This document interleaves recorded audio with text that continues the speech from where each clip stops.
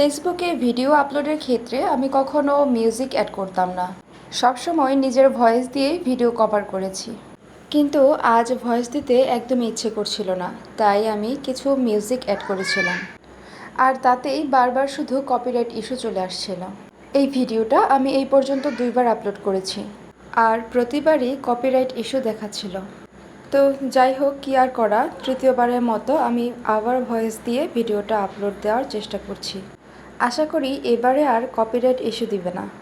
আমার কাছে মাঝে মাঝে মনে হয় আমার থেকেও ফেসবুক ক্রাইটেরিয়াগুলো বেশি ঘাটতেরা। ভয়েস দিতে না চাইলেও ভয়েস দিয়েই ছাড়বে, আর না হলে কপিরাইট ইস্যু ধরিয়ে দিবে। বাই দ্য ওয়ে, আমি আজকে এখানে একটা জানালার দৃশ্য আঁকছি। কাজটি শুরুর দিকে আমি কিভাবে কালার মিক্স করেছিলাম সেটা অবশ্যই আপনারা ভিডিওতে দেখতে পেয়েছেন। আজকের এই সিনারিটির মোস্ট ইম্পর্ট্যান্ট অ্যান্ড অ্যাট্রাকটিভ যে পার্টটি আমার কাছে মনে হয়েছে সেটা হলো জানালার এই পর্দাটা।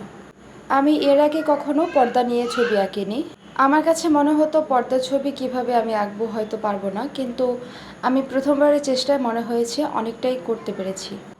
যাই হোক, আমার আজকের এই কাজটি আপনাদের কাছে কেমন লেগেছে অবশ্যই সেটা কমেন্ট বক্সে জানাবেন। আর ভয়েস না দিয়ে কিভাবে মিউজিক অ্যাড করলে কোনো কপিরাইট ইস্যু আসবে না সেই সম্পর্কে যদি আপনারা কেউ জানেন সেটা অবশ্যই কমেন্ট বক্সে জানিয়ে আমাকে একটু হেল্প করবেন। সবসময় ভিডিওতে ভয়েস দেওয়ার মতন কথা আমি খুঁজে পাই না। যাই হোক, এই ছিল আমার কাজের আজকের ফাইনাল লুক। দেখা হবে পরের ভিডিওতে নতুন কোনো কাজ নিয়ে। সবাই ভালো থাকবেন, সুস্থ থাকবেন। ধন্যবাদ সবাইকে। টাটা।